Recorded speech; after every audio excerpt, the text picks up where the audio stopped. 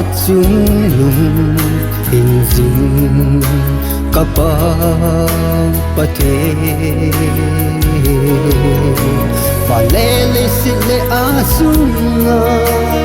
til dâu se gen hin nam kim sem pa na hi nang apulo le ba na i ma lâu à hay sa thế dấu se vợ rồi hẳn à lâu sa dinh thế sa la mong thế bật thế chu ai ho hin dinh bật thế đông a hi thăng vã na le vợ rồi na càng lâu viên bên hi tê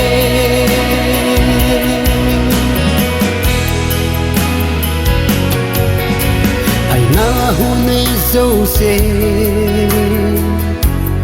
vợ rồi hẳn phiền tiêu nay lâu bất thế ngày lẽ van kia xem má sang na sa thử xem dâu se xem pa hi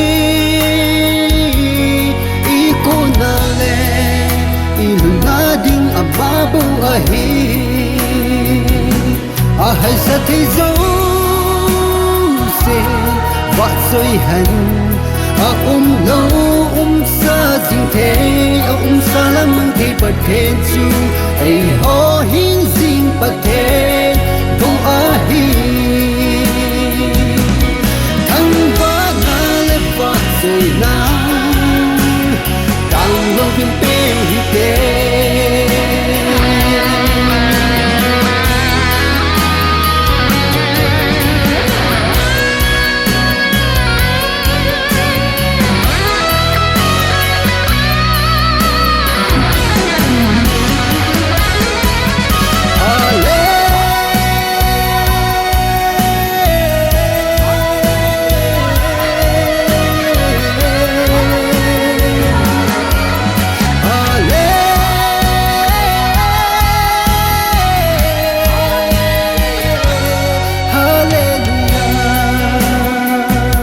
à hay sa thế dấu